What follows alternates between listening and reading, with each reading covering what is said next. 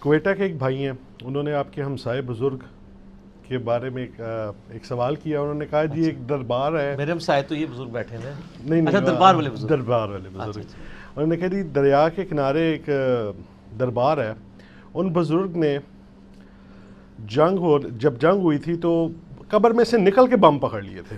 جی جی جی. اور پھر 90s میں جب سیلاب آیا تھا تو وہ دربار کے اندر نہیں آیا، باقی ہر جگہ جو تھی وہ ڈوب ہی گئی تھی تقریباً، لیکن دربار کے اندر اس کو داخل ہونے کی اجازت نہیں تھی. تو وہ پوچھنا چاہ رہے ہیں اس میں کتنی حقیقت ہے، کیونکہ آپ تو یہاں کے رہائشی ہیں. یہ کوئٹہ کا سوال ہے نا جی. کوئٹہ سر ہمارے بالکل اکیڈمی کے پاس ایک کوئٹہ دربار ہوٹل بھی ہے، اس کا نام ہی کوئٹہ دربار ہوٹل ہے، لیکن الحمدللہ موحدین ہیں وہ جن سے ہم یہ دودھ پتی منگواتے ہیں. جی یہ بالکل واکنگ ڈسٹینس پہ. یہ ہماری اکیڈمی بالکل دریا کے کنارے پہ ہے، دریائے جہلم کے. اس سے آلموسٹ 1 کلومیٹر بلکہ اس سے بھی کم نا، اسی سائڈ پہ دریا کی کسی صوفی بزرگ کا مزار ہے، سلمان پارس. کبھی وہ کہتے ہیں سلمان فارسی تھے وہ، اور نبی الاسلام کے وہ جو صحابی اس طرح منسوب کرتے ہیں، کوئی کچھ کرتا ہے کچھ کرتا ہے. الٹیمیٹلی اب ٹھنڈے پڑ کے انہوں نے کہا نہیں وہ صحابی نہیں تابعی تھے. مشہور ہے، یعنی اس کی کوئی اتھینٹسٹی نہیں ہے. ان کے بارے میں ایک تو ہماری پیدائش سے پہلے کا واقعہ ہے. 1965 کی جنگ میں یہ کہتے ہیں جی وہ جو ہے نا وہ پرانے پل کے اوپر آ گئے اور اوپر سے انڈیا کے جہاز بم پھینکتے تھے تو وہ کیچ کر لیتے تھے. اچھا، اور یہ ایسا جھوٹ ہے جو ہر جگہ مشہور ہے. آپ سیالکوٹ کے لوگوں سے پوچھیں نا تو وہاں پہ ایک مزار ہے امام علی الحق کا. کیوں جی ہے نا سیالکوٹ والوں، ان کے بارے میں مشہور ہے کہ انہوں نے سیالکوٹ کا پل بچایا تھا. اچھا ان کو بھی پتا ہے کہ پل ہی بچانا ہے، بندے مردے رہے وہ نہیں کسی نے بچائے. اچھا جی، اسی طریقے سے لاہور دربار کے بارے میں کہتے ہیں انہوں نے راوی کا پل بچایا آپ کے لاہور میں. سر صرف جہلم کا مسئلہ نہیں، تو بھی مسئلہ ہے. اور یہ ہر جگہ یعنی پورے ملک میں جہاں جہاں پل ہے نا ان پہ یعنی ان کی ڈیوٹیز ہیں، یہ کہتے ہیں. تو ان سے یہ پوچھیں کہ اللہ معافی دے جن بزرگوں کے بارے میں آپ کے دعوے تھے، ان بزرگوں کے مسارات کے اوپر جب خود کش حملے شروع ہوئے ہیں دہشت گردوں کی طرف سے، تو وہ بم تو ان سے کو نہیں پکڑے گئے اور مزار اڑا دیے انہوں نے. ایون شیخ عبد القادر جیلانی رحمۃ اللہ علیہ کا مزار بھی ڈیمیج ہوا ہے عراق کے اندر. جی. کتنے صحابہ کے مزارات شام کے اندر ڈیمیج ہوئے ہیں.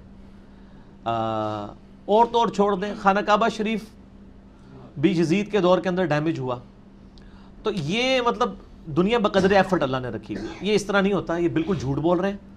ایسا کوئی واقعہ نہیں ہوا. 65 والا واقعہ تو سنا سنایا ہے. اس زمانے پہ اگر جیو، اے آر وائی، دنیا ٹی وی یا باقی چینلز ہوتے نا تو یہ واقعہ بھی نہ مشہور ہوتا. ٹھیک ہو گیا. اب یہ واقعات اس لیے مشہور ہو گئے ہیں کہ اس زمانے میں کسی نے نوٹ نہیں کیا تھا تو جھوٹ مچا دیں. بہرحال ایک واقعہ جس کی بنیاد کے اوپر میں ان سارے واقعات کو وائلیٹ کر سکتا ہوں وہ 1992 کے سیلاب کا واقعہ ہے. 1992 میں میری عمر 15 سال تھی، میں میٹرک کا اسٹوڈنٹ تھا، اور ہم گرمیوں کی چھٹیوں میں اسی مزار کے اوپر جمعے والے دن جایا کرتے تھے.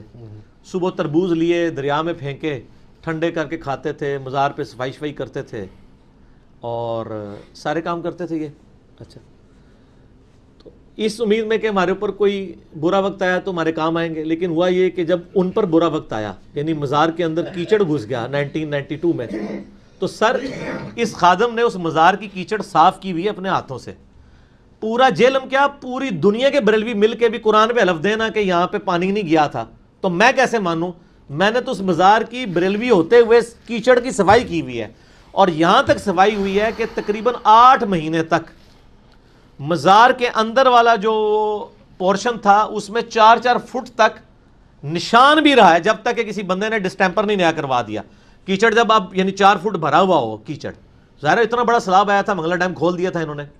4-4 فٹ پانی اگر 2-3 دن کھڑا رہے کسی جگہ پہ، پھر جا کے وہ اپنا کیچڑ بھی چھوڑ جاتا ہے. وہ کیچڑ تو ہم نے صاف کر دیا، لیکن دیوار کے اوپر ڈسٹیمپر پہ نشانات تھے. وہ نشانات 5-6 مہینے تک رہے جب تک کہ نیا ڈسٹیمپر نہیں ہوا. ٹھیک ہو گیا. یہ سارے ہم نے صفائی کی تھی جب بارش یعنی وہ سیلاب کا پانی اترا تھا.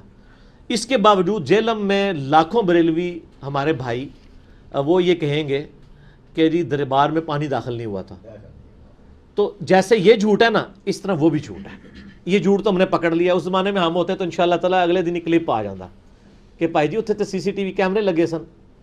کدھر ہے یہ بات؟ یہ سب کے سب جھوٹ ہے. ہمارے 4 ملک ان کافروں کی سازش کی وجہ سے تباہ و برباد ہو گئے ہیں، عراق، شام، افغانستان اور پاکستان بھی آلموسٹ، یمن ہے، فلسطین ہے، کئی ہیں. تو سر یہ بزرگ، میں آپ کو اس پہ بتاؤں، ہمارے محلے میں ایک بھائی ہیں، وہ کہ تھوڑے محلے دار نے جو جی وہ عراق ہوتے تھے، بڑے بزرگوں کے ماننے والے. تو وہ مجھے خود سنا رہے ہیں، کہتے ہیں جب یہ یعنی وار شروع ہوئی نا تو وہاں کتنے مزارات ڈیمیج ہو گئے، اور ان بزرگوں کے مزارات ڈیمیج ہوئے بمباری کے دوران. تو کہتے ہیں ہم پاکستان میں بیٹھ کے ان بزرگوں کو پکار رہے ہوتے ہیں، یہ تو ادھر اپنے مزار نہیں بچا سک رہے، انہوں نے پاکستان ہماری کیا مدد کرنی ہے. اس چیز نے ان کو ہدایت دے دی اور وہ توحید کے منہج کے اوپر آ گئے. اب کسی کو اگر بات سمجھ آنی ہے نا تو اتنی بھی آ جانی ہے. یہ وہی ہے نا، سنن نسائی کے اندر حدیث موجود ہے، اکرمہ ابن ابی جہل فتح مکہ کے موقع پہ جب بھاگ گیا، سمندر میں گیا، طوفان آیا تو سب اللہ کو پکارنا شروع ہو گئے. ان کا نبی علیہ السلام تو یہی کہتے تھے، اور ہم ان کو یہ سمجھتے، ان کا اب بتوں کو، ان کا بت نہیں ادھر کام آتے سر، اتنے اللہ ہی کام آتا ہے. تو انہوں نے کہا اللہ مجھے ایک بار زندگی دے دینا تو میں نبی علیہ السلام کے مبارک ہاتھوں میں ہاتھ دے کے مسلمان ہو جاؤں گا. اور وہ مسلمان ہوئے اور جنگ یرموک میں وہ شہید ہوئے. اکرمہ ابن ابی جہل، باپ جو ہے وہ فرعون ہے اس امت کا، اور بیٹا جو ہے وہ صحابی ہے، اکرمہ ابن ابی جہل رضی اللہ تعالیٰ عنہ وعلیہ السلام. تو یہ باتیں جب کلک اس زمانے میں کسی کو کرتی تھی نا تو مسلمان ہو جاتا تھا. اس زمانے میں بھی اگر کسی کو کریں گی وہ اپنے عقیدے کی اصلاح کرے گا، لیکن جس کو کلک نہیں ہوگی اس کو ہم گھوٹ کے تو کوئی اسلام کا صحیح منہج نہیں داخل کر سکتے. میں مسلمان ان کو سمجھتا ہوں انہیں ڈی ٹریکٹ ہے، حالانکہ یہ ماشاءاللہ سب کو فتویٰ لگانے کے اوپر شہر ہوتے ہیں. میں کسی پہ فتویٰ نہیں لگاتا ہوں، میں کہتا ہوں مسلمان بھائی ہیں، ان کی اصلاح کرنی چاہیے. ٹھیک ہو گیا؟